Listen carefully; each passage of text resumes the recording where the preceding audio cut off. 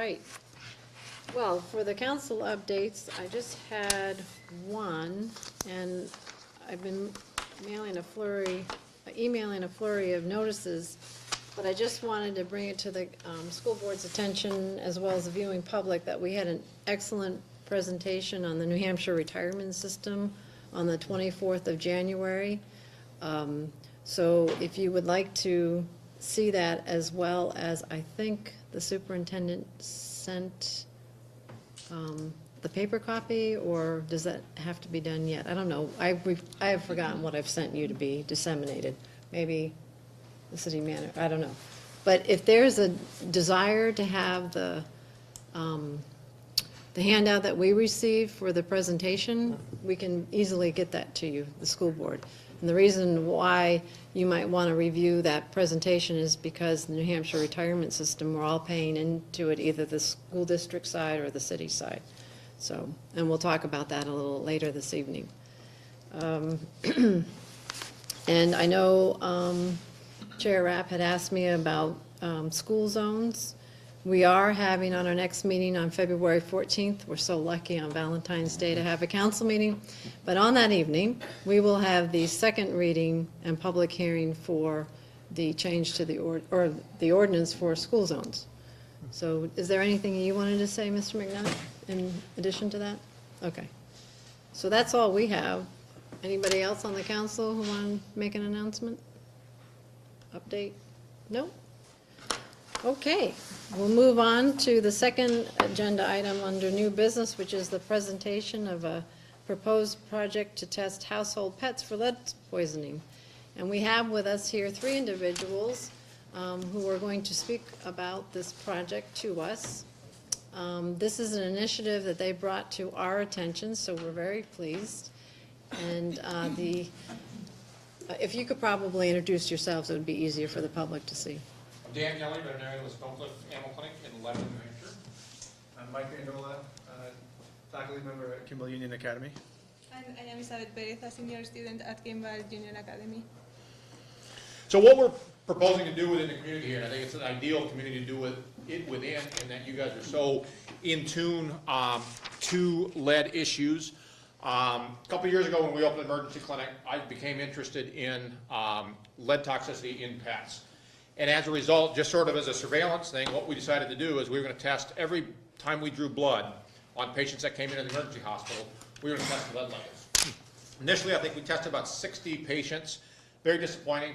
We didn't have, not disappointing, I wouldn't wish it on anybody, but it wasn't, we didn't find anything that was significant. They were all, if anything, very, very minor elevations in lead. Until we tested one of our technician's dogs and tested with extremely high lead levels. Interestingly, we didn't know at the time when she submitted her dog to be tested, but her daughter also had been tested with high lead levels. And interestingly, but not significantly, she was actually living in Claremont at the time. So we have a correlation of 100%, okay? We know the child had a high lead level and the pet had a high level. Unfortunately, it's N of 1, okay? We only have one sample, which doesn't make it very statistically significant. So I became involved with these research projects at Kimball Union that these students do. It's a year-long research project. And I'm working with the students on two of them that are animal-related this year. And one that Isabella has elected to take on is trying to find a correlation between lead levels in household members that have been tested high and their pets. So I have a few copies. I didn't make enough for everyone, but if you want to, you can just pass these around and maybe, I don't know, a couple of you can share them. But I know that a few of you on the city council have already heard this spiel, so maybe you don't need a copy tonight. But we do appreciate you having us here and allowing us to kind of share and take up some of your time to hear us out, and hopefully you have some ideas potentially, to help us out, and hopefully we'll continue to support our project. A couple of things. I mean, I think we don't need to go over a lot about the risks, but the major risks in children of elevated lead levels are permanent brain damage. That's, kids, really young children between the ages of 0 and 3. It's not really reversible, which is scary. Fortunately, there's just new legislation passed in the state of New Hampshire. Anyway, many states don't have this, but where kids will now be required to be tested at young ages. So we're interested, this project really, the sources of lead exposure, the major sources are paint. 62% of homes in New Hampshire were built before lead was banned from paints. And, lead and pipes that were actually painted with lead, right, that many times our water, much of the older water systems anyway, there's some risk there as well. This kind of brain damage results in behavioral and mood disorder, higher risk of behavioral and mood disorders, developmental delays, illnesses, learning disabilities, those sorts of things. So I don't think we have to tell you about, the importance of reducing risks of lead exposure. In pets, as you might imagine, them chewing on painted wood and furniture and whatever else might, is a risk to pets. Cats being exposed to these kind of environments, usually also to paint dust, and then they groom themselves all the time. And, they have a risk that way as well. Even drinking out of certain glazes for, like, I don't know, ceramic bowls and those sorts of things that are made out of, earth and clay. And a lot of the brighter yellows and reds and oranges, in order to enhance the color, they put lead as an additive in the glazes. And so depending on what temperature it's fired at, there can be risk in even the bowls that pets are drinking out of. In terms of the details of our, the purpose of our project, like Dr. Kelly said, is the ideal information, the ideal data that we want is trying to see if there's a significant relationship between individuals who we already know have elevated lead levels and their pets. Now, as you might imagine, there are HIPAA regulations. We don't know, and we can't target people or families in this community or any other that already have elevated lead levels. Our hope is that those people will hear about this, understand the importance, and then turn out to have their pets tested. Why this is important, we feel like, again, in New Hampshire, this may not be as big of as important now that the new legislation, but in other states that don't require lead testing in children, you can have your pets tested, we've talked about, for probably $10 or less. Draw a little blood. They're drawing blood all the time for pets anyway.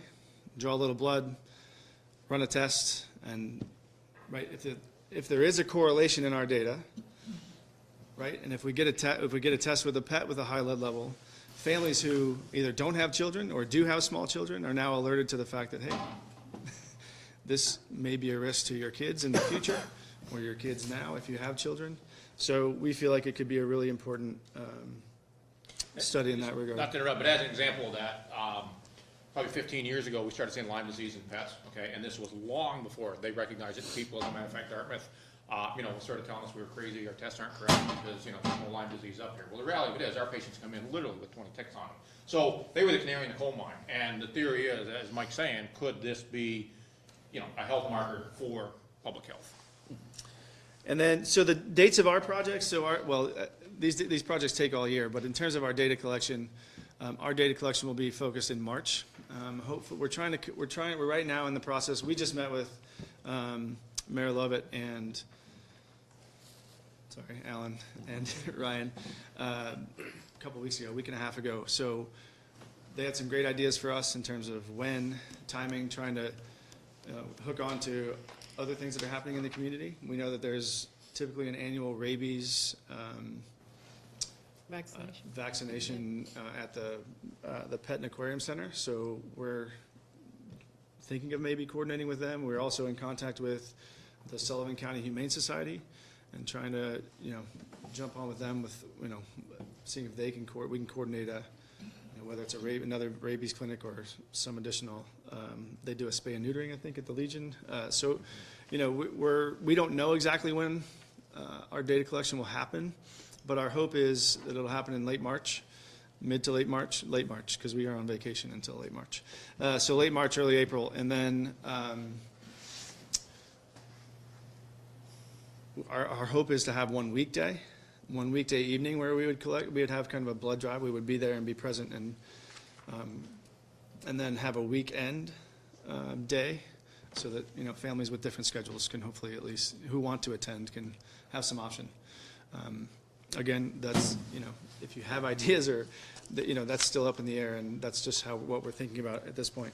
In terms of marketing, once we finalize the dates and times and locations and all of that, we'll put out a flyer. Our hope is to have flyers at local veterinarian's office, have electronic flyers also go out, potentially have ads in, you know, the Sullivan County Humane Society, if they have newsletters, the SAU newsletter, or the school newsletters. I don't know if schools have individual newsletters for the middle school and high school. You know, the city websites, the Eagle Times, the Valley News, and then the Parks and Rec listserv was another suggestion from the members of the council who we met with a little while ago. In terms of obtaining kind of the anonymous and confidential information from the donors, we are going to ask them to fill out a questionnaire at the time of the blood draw. Obviously, they're not getting their blood drawn, but that's the information that will help us know whether there's, you know, if they already know that there's been exposure in their families or whatever, they can let us know that on, you know, again, anonymously and confidentially in that questionnaire. And then the test itself, it's quick. It's a quick blood draw. We're asking, well, majority of them to be dogs and cats. We threw around the idea of smaller animals, but we think we're going to stick to dogs and cats. That'll be enough, hopefully. No reptiles. Yeah, drawn a sample from the boa. So there was a question from the school, the school board, in terms of how your high school students at Stevens could contribute and help us. Certainly with the blood drives themselves and helping coordinate and manage on site. That would be a huge help for us. We are happy to share all of our raw data, which teachers could use to analyze as they wish with their students. And I think there's probably room for future projects related to this that, I don't mean that we manage, but that the students there could certainly do on their own, or obviously with support, that sort of thing. And I'm open to other ideas too. I certainly, it's kind of a give and take here too, right? Like, I mean, your support is very important to us, and we would love to support other students. As if you all or your teachers have ideas, certainly they can get in touch with me, and we can talk about ideas. I'd be more than open to that. And then again, I guess in terms of detail, I don't know if that's all I had, and if you have questions, things that you made notes about, questions that you might have, we'd be happy to answer them. Could you share briefly the study that they did in Flint, Michigan? This has been done once with animals after the Flint, Michigan. The crisis in Flint, Michigan was done by a veterinarian researcher at Michigan State University. They went in, they did find elevated lead levels in those pets. And that is really the only study like this that's been done that I could find any literature searches that I did. In veterinary medicine, we deal with lead poisoning when the lead levels are so high that the animal is seizuring or it's anemic. And these are 50 times higher than what we're diagnosing children with these background exposures. So nobody's really looked at these low levels. Now, we're doing it mostly as a public health marker. The next, if the high school wanted to follow up on this, the other thing would be to take this data and try to look at it and say, okay, what's the incidence of seizuring patients with higher lead levels? What's the life expectancy? There's a lot of things that you can slice and dice the data if we put it in that questionnaire or we send out follow-up questionnaires. And the veterinarian at Michigan State was super excited about this, the one that did the Flint study. And as Gail Geddens, who I know a lot of you guys have worked with, she said, that got all that publicity and it was a big deal. The reality of it is, the number of kids that were affected there are about the same, and don't quote me on numbers, but relatively the same as what is affected in New Hampshire on an annual and ongoing basis. So next year we're going to be twice as big and then 3 times as big. So it's a much bigger problem here as it is in pets. And this really could be, if we can get the numbers and good data, this could be cutting edge. I mean, my hope is that this could be presented at least as a poster at veterinary meetings and human public health meetings. Because it's pretty interesting stuff, and everybody I've talked to in the scientific community is absolutely fascinated by it. Fantastic. So I think, did I send the study? I know I sent the study to you and the city manager, I think to Brian, to Chair Rapp, but I'm not so sure. So there is a study that that Dr. Kelly has already sent me. So if people on the school board and city council are interested in there's a summary of the study, and then there's the in-depth study. I found it fascinating, but it goes in line and supports our community-wide effort to deal with the lead poisoning issue. And again, like Mr. Vandula and Dr. Kelly had said, this is going to be just another data point that we can use, because there are homes here, though the state average for pre-1978 homes is 62%, here in Claremont is 84.1%, because we are one of the 21 highest risk communities in the state. So there are homes where there are no children residing in the homes, but they may visit, or there may not even be any children visitors. However, if the homeowner has a pet, then that at least is an indication, if the pet comes up positive for lead poisoning, that they have a problem in the home. So they might want to address it. So How many households fall through that crack? I mean, I think Right. we're doing better and getting better all the time at pediatricians testing children. But like you said, not everybody has kids, right. or they move to the area and they fall through the cracks, or. And while I focused on children, this does affect adults too. Our brains are just, after 3 years old, our brains have a little bit better buffer to lead, but still, certainly, this affects adults as well and has the potential to cause similar issues in adults. It's just not quite as If quite as I severe. may, I, as superintendent of the schools, I'd be very interested in partnering with you, Kimball Union, as well as the veterinary profession. But, you know, chemistry and wellness are very important topics. But when we have students become engaged with something that they can relate to, their own community, animals, and it's a wonderful way to learn certain skills, but also give back to the community as well. So I look forward to that. I know our faculty will be very interested in that, and I'm sure our student body will as well. And I think it's exciting to partner with another school. Too. Yeah. So welcome. I look forward to working with you and your fellow students and this organization. Great. Thank you. So Isabel hasn't said anything, Well, but I want, So Isabel- and I'm not I know, going to put her I know. on the spot, because I just want the school board and city council to know, as well as the public, that she is at KUA for her senior year, and she comes from Spain. Yeah. So I think what I'm hearing from the school board is that you're supportive of this type of project. Absolutely. And that this provides Stevens High School students the opportunity to not only partner with KUA and assist her in her project for her graduation requirements, but also applied learning outside of the schoolroom.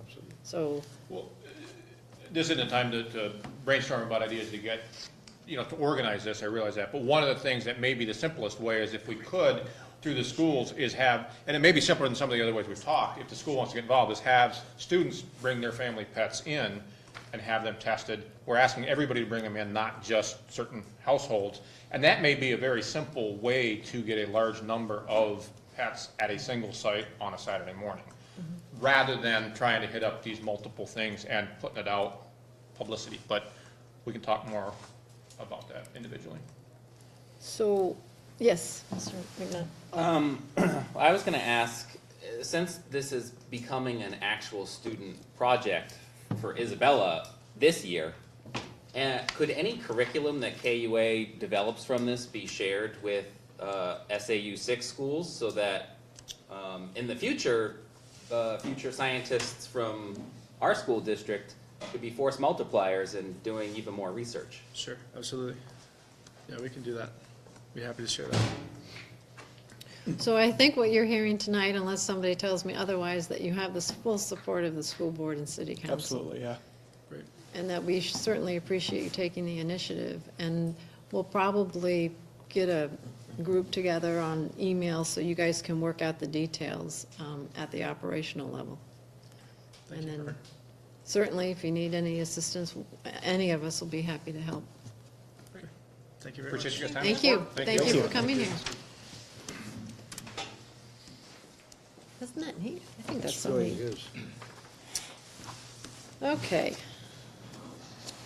So next on the agenda for, under new business, is the ceremonial signing of SB 247. So this is the bill that is also known as the lead bill. It's, if you recall, back in December of 2016, we collectively made it a community-wide priority, and this community has worked very hard with multiple stakeholders to really dig into this issue and make some positive change. Our efforts have been recognized at the state level as well as regional. And we went to two conferences, a panel of us. The Healthy Homes Conference was one of them, and then the New England Lead Conference was the other.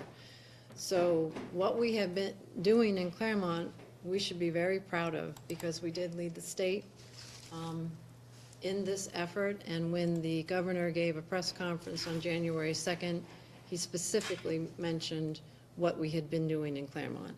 And that, hence, that is why he's coming here in Claremont to sign SB 247. So that will happen on February 8th at 10 a.m. At this point in time, it looks like we'll be securing the, is it the Sugar River Ballroom? As it holds quite a number of people, and we're expecting not only a big crowd here locally, but from, these are all the stakeholders in the state who have been working on this issue. And this is where again? At the Sugar River Ballroom at the Common Man Restaurant. So again, that's February 8th. It's a Thursday. It's at 10 a.m. I had no control over the time or date. It was what could fit into the governor's schedule. But we are going to view this as not only the ceremonial signing of the lead bill, but as a celebratory event.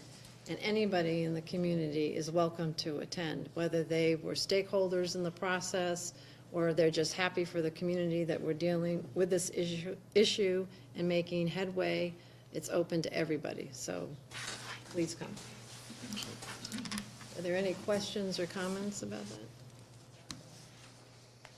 that? I would like to say that as a community, just seeing all the work that's been done, I'm really proud of Claremont, really proud of everybody that's really come together. And Charlene, I would like to just thank you for your leadership, because you really took charge of it, and without you, it really wouldn't have happened.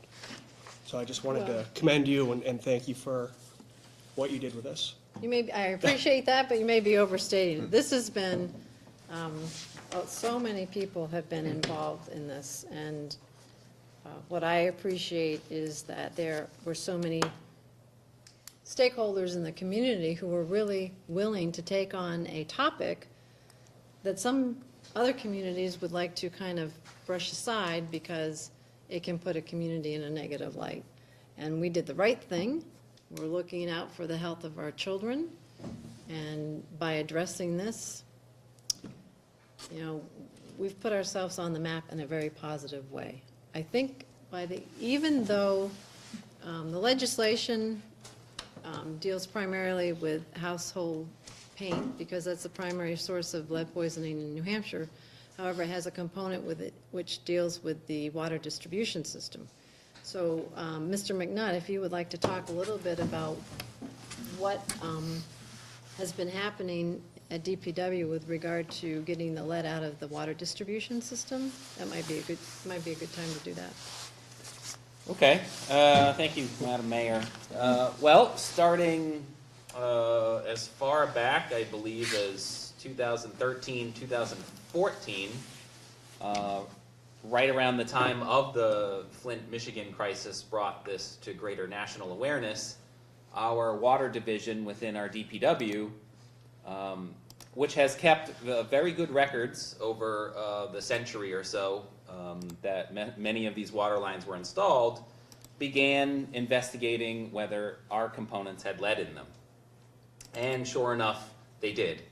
So they've created a plan. They have taken advantage of a state funding mechanism called CRF, and we've spent about $500,000. It's an ongoing process. We've removed approximately 150 lead containing components. We have a rough idea of how many more are out there, but from time to time we are discovering that some were installed over that 100 years that were not put on the records. Imagine that. But again, we're able to undertake this so quickly because of the fidelity of the records that were kept. Many communities don't have anywhere near the records that we have, so we have a leg up position in that respect. So we are very aggressively removing these components from our water system. We are working very closely with the homeowners on the streets that have been affected. We give people filters. We give them information about how they can deal with the line that goes to their house, which is usually the homeowner responsibility. And then as a city, we try to work with folks that are financially struggling or elderly to help them seek financing to replace the components that are the homeowner's responsibility. So again, this is a very proactive effort. I give a lot of credit to our water division. These are the guys that over this winter and past winters, you will see fixing water breaks. They are in the road, in snowstorms, getting wet, freezing cold water. They also do this in the summertime. But these guys work very hard, and they're looking out for us. So just to be clear, though, we haven't had any lead poisoning from our water distribution system. We've made it a community-wide effort to just, why even take the risk and just remove lead components from the water distribution system. And I think, if I remember correctly, Mr. McNutt, that the anticipated completion date is the end of this year, unless we find something we didn't anticipate finding?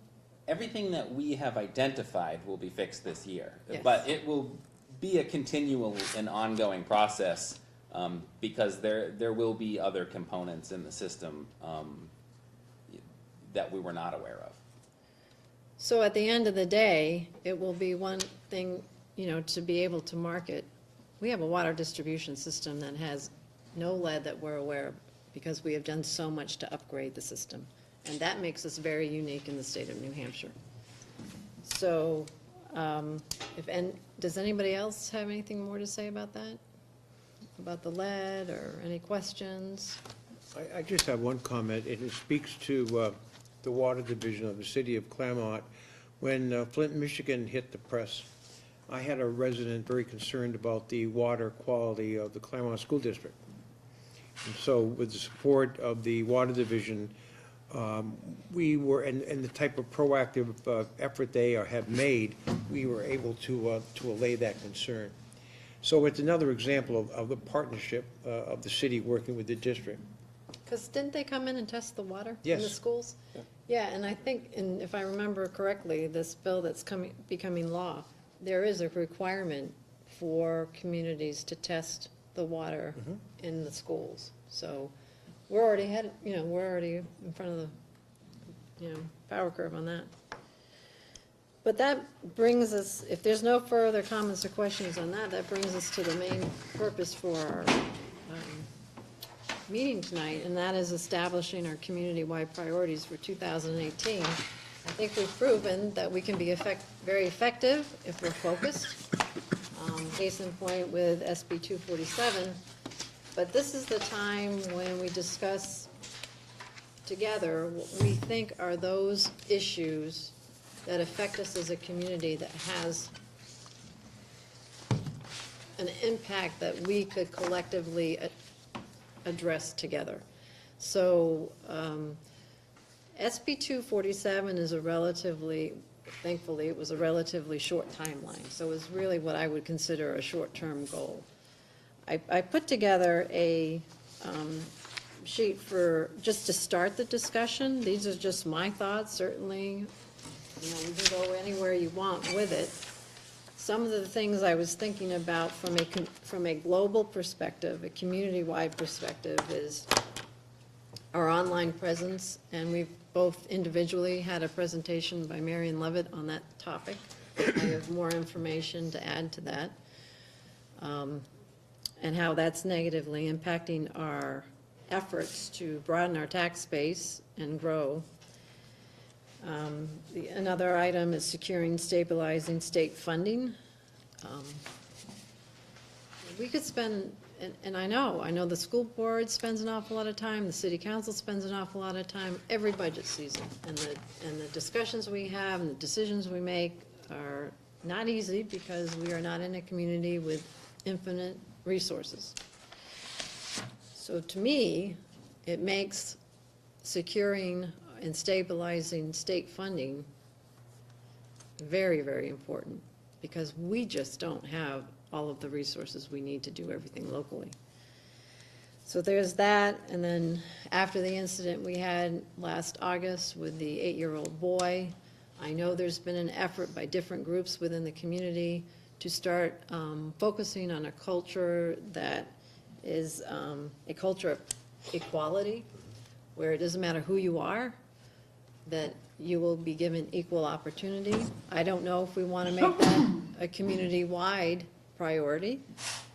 And then health, we have a number of health issues, you know, and I hope, you know, we can have a discussion from each perspective of the school board and city council, what we think the largest health issues are that impact us adversely as a community.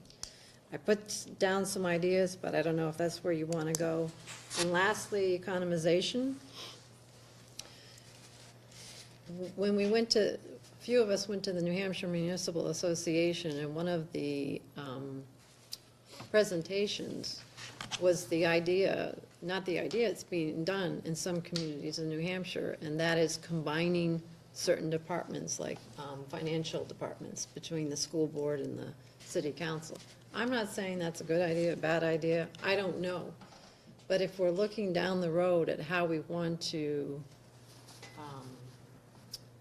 keep our costs down as much as possible, at least it's worth, in my opinion, examining. Every idea is worth examining. So, but is this where we want to put our focus? I know we've talked about in the past workforce development, and that is inhibiting our growth as a community. We've talked about poverty. We've got a lot of people in the community working on the issue, but if we're going to address that issue from a community-wide perspective, we have to figure out exactly what component of that problem we would want to address. Poverty is a big issue. It won't be resolved overnight. So these are just some ideas.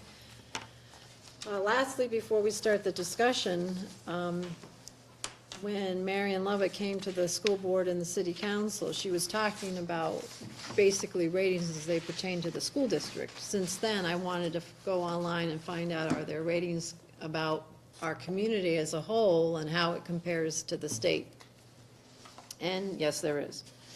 So it's also on niche. She referenced that in one of her slides for school ratings, but they also have just come out for 2017. They've rated every community in the country. So you just go to whatever.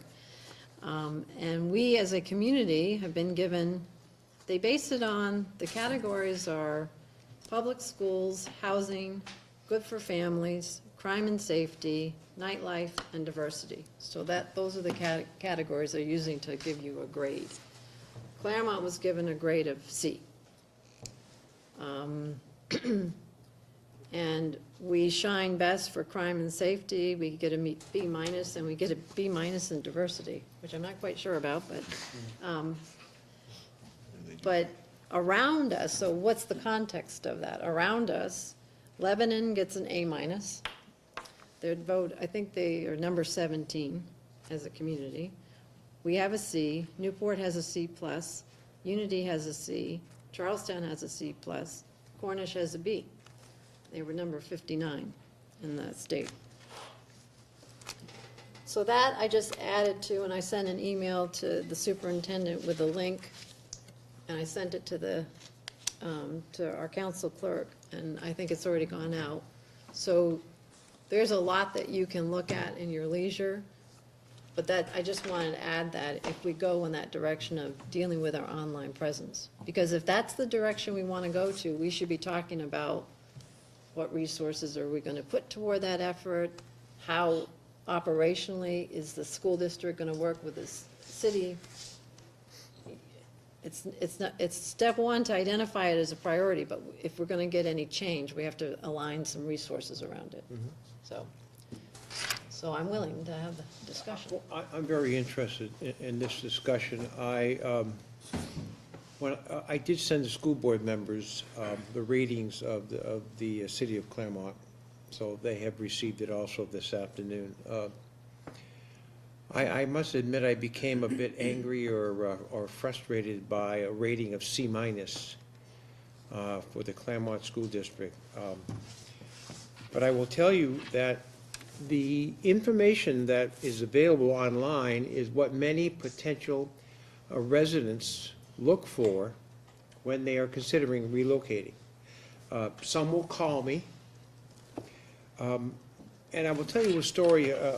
Within the past year, Corey LeClaire and I think Charlene, you were with us, we met with the local real estate businesses in this area. And they were amazed at what we told them what was going on in our school district.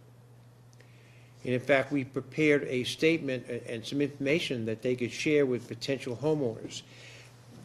And they were amazed because we don't communicate well. There is local communication, we communicate perhaps with parents, but there clearly is a lack of consistent, ongoing communication, talking about what's positive and also being forthcoming about what's negative and what our plans are to address it. But to go online, and I'm not saying this because we are getting a low grade, if you will, but I'm not confident that that low grade represents what is truly happening in our district, where we've been, where we are, and where we're going. And that could have a major impact not only on our school district and students, but also clearly on the community and to draw in. I remember Guy Sandegate 7 years ago said to me, one of the Achilles heels with making progress, in his view, was the school district, the perception of the school district. And I'm not pointing fingers at anyone, I'm just saying what he had been told by businesses potentially coming in. So that being said, I'm very, very interested in a collaborative effort to establish a plan where we can have ongoing, consistent, and even regularly scheduled communication venues. Charlene, when you used to be on the school board, once a week, you would write an article. And I know people every week looked for that article. It was a way of providing information about the schools. And I think you told me when you stopped doing it, when you left the board, school board, and stopped doing it, people, why is it no longer there? Because people were really interested in having that access. So I'm all for it. I'm all for it. With all due respect, you know, social media is a great venue, but social media also can unintentionally provide a great deal of misinformation. And if we're relying on social media to inform us, it can be a hit or miss. So again, not to belabor this, but I think it's critical that we establish a plan, that we partner with this, and I think the community deserves, on a regularly scheduled basis, to talk about what we're pleased about, and also to talk about our challenges, not as an excuse, but rather, it is what it is, but this is our plan to address it. Because an informed public is in a position to not only be more supportive, but make informed decisions. So I saw a couple of hands, Councilor Keir? So I just just want to mention again, because I know I mentioned this at our last meeting, that I don't think we do a good enough job on our online presence, which I think I've mentioned. And there's a lot of ways that we can. On the niche website, you can take a survey as a citizen to say how you feel it is living here. You can rate and write a review on here. Same thing on Google when we were talking about the negative reviews about the high school. You can claim it as your business, and your administrator from the high school can rebut people's comments or offer explanations or resources to them if they feel like there's a problem that's not being addressed. So I think there's some really easy ways that we can make differences that we're not yet doing. And there's other ways we can too, but I think that's like a very simple first step, low-hanging fruit that we can grab. Good point. Go ahead, I'm sorry. Oh, no, I don't know, there's two down there, but Mr. Screen. it's either, oh, Frank, were you? I was Oh, somewhere so there are in the three over there. So I want to follow up a teeny bit on what Middleton was saying, that the data, and I've been calling it the Zillow effect, that's been our terminology for it, that comes from a single data source, that's Great Schools data. So if you go onto the Great Schools website and you say, okay, where are you getting the data from? It's based on Smarter Balanced test results solely, one data point. And in my last view, and this is after I had a conversation with your daughter, I went in and looked around there, and New Hampshire has an agreement with Great Schools that they are the only source of data. So it goes beyond Claremont. There's an agreement that the state has with Great Schools as the reporting instrument for the reporting that people see, the ratings people see when they go in and are thinking about buying a house in Claremont. It's sort of an arrangement New Hampshire has with Great Schools. Great Schools gets our Smarter Balanced data and feeds it onto there. So if we're not performing well in Smarter Balanced, then it becomes the impression people get of Just for Claremont. clarification, Smarter Balance is, The standardized assessment. okay.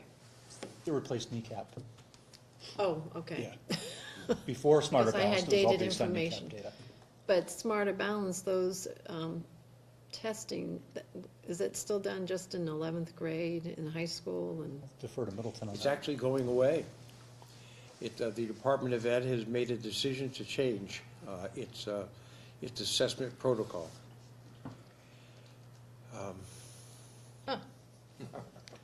This is getting more interesting. Replacing it with. An assessment that is not going to necessarily be mandated. It's still a work in progress.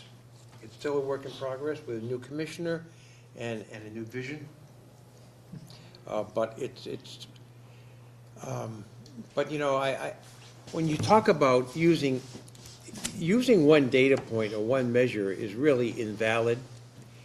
But if you have let's say we have a grade 8 assessment, a standardized assessment for grade 8 students, and you have a young boy or girl that has a 6th grade reading level in grade 8, you know they're going to be challenged with that assessment. However, if we can also show another data point that shows that over the course of a year, this 6th grade child in a grade 8 class has shown growth of a year or a year and a quarter, that's very positive. They're not going to make up 3 years in 1 year, but if they're showing growth. And oftentimes that growth factor is not evident if we rely on these standardized assessments. I mean, accountability in public education nationwide is here to stay, and that's okay. But I think it's important that how we measure what we're doing shows the true picture. So don't you think that makes it even more a collective, focused effort to create an accurate, I mean, I'm not trying to put a rose color on everything, that's not the point, but a concerted effort to create a comprehensive and accurate reflection of what this community is, both on the school district side and the community and what we offer, needs to be projected out there on the screen. And we're, like Counselor Keir said, you know, we're quite capable of changing that to some degree. But we have to have focused intention. Counselor Pope? I'll answer this, and then I want to talk about another subject later. But as I've looked over these things, I've seen that sometimes the rating sampling is very, very small. 3, 4, 5, 10. I was sitting there just thinking, okay, so you got 4 people who rated maybe a 4, and you can really mess with this and put 6 people rating out of 10 and raise your ratings real fast. So that's just one way that can go up or down, is a lot of these are based just on the reviews. I was looking at the niche or whatever, and they use real reviews and outcomes as a major component of what they're doing. They say millions of surveys, but I'm thinking they probably had 4 or 5 from this area. So that goes right to what Councilor Kier is saying, that we do have some control over this to a major degree. We Happy just have to people do don't it. speak out as much as angry people, but maybe it's time for some of the happy people to speak up. Counselor Kolowski? Yeah, this is sort of a business-related issue, so I can just give you some experience in how I handle this daily. So, it's very simple, as Councilor Kier said, to identify these sites and claim ownership to them, so you can actually respond back, which makes a world of difference to people. And I'll just start off by saying, typically the people that are going to leave you any feedback are people that may be upset to begin with. So you'll receive more of those than you will people that had a lovely experience and want to tell the world about it. So that's common. And if you end up like finding all of these sites and having the ability to claim ownership to them, you're going to want to come up with a policy that basically, it would be each individual board if that's what we're looking at, but coming up with a policy on how you respond. And it could be as simple as, I hear you, let's talk about it. You don't have to respond back with actual information on there. It's starting the conversation or inviting that conversation to take place. A lot of times people won't post reviews, and I've read many articles on this. They won't post reviews knowing that they're actually, if there's no merit in what they're claiming in their post, they're not apt to actually post it if they know the superintendent of schools is going to respond back to them. So, and a lot of these, if you look at them, there was a question of accurate information, and I don't know the timeline that they actually look for data. But we should definitely find out and feed them the data so they don't have to chase it down. Because I think at least on 2 of them, if you didn't send them information, they collect a year prior and use that information. So we want to be giving them the information versus Right. them posting what they can find. And then in-house, I think everybody's always heard this, but in this community, we have a problem showcasing our strengths a lot of the times. We don't toot our own horn around here. But in-house, if you promoted reviews or, I mean, this is the first time that we're even sitting around talking about this. But if every parent in the school district realized the effect that this has on the community, and that your ability to change that just by taking 2 seconds and posting a positive review or sharing a positive experience about your community, you really can mess with the ratings. And I'm not saying that you want to do that, but there's plenty of positives in the community that will outweigh negatives. And I'll just give you an example that today in the mail, my own personal business started using TripAdvisor. There's not many things even listed on TripAdvisor in Claremont. We started off as number 5 of 5 things to do in Claremont. That number, we're quickly at the top, but they provide simple things, and you can learn a lot from even TripAdvisor, where we have little cards that give you the direct link.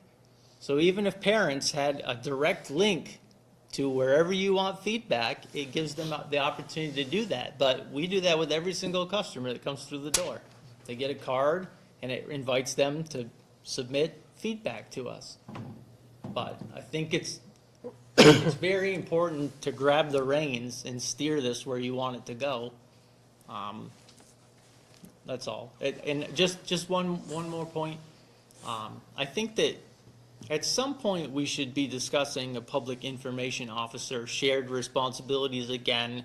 Yes. In a budget session, because here is a prime example where this could be corralled.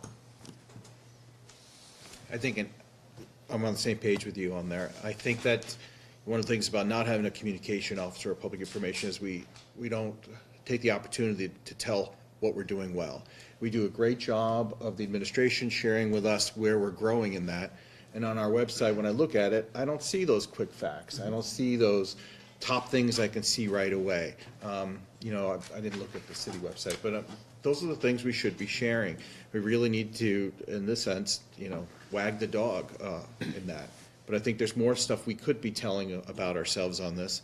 I'm hesitant to push the social media side because that could go the other way very quickly too, right? But if people have an opinion, that they should absolutely voice it. And that's their menu, if they want to go. That's the first time I saw a niche. But I've seen greatschools.org when we were considering coming here. That was a concern. That was a question I had to the president of the college at the time. Tell me about the schools. Tell me what the plan is there. And I'm sure other parents are doing the same thing. And I had someone tell me today, a prominent business person in the community, who said, you know, when we moved here recently, we don't have kids. So looking at the school system wasn't an issue.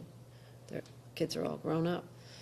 But I don't know what my decision would have been had I looked at the schools, because what you see on site is not stellar.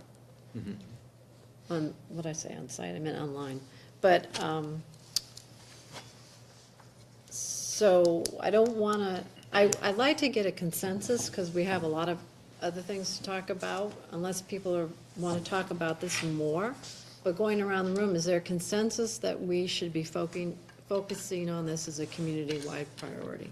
Because I personally don't think we're going to grow the way we need to grow. I think there are different aspects to it, and like as Keir said, there's low-hanging fruit. There's dealing with some of the data points that these sites are using, and there's the review side. If we can get the community engaged in that part, that's really easy to fix. It was about a year ago.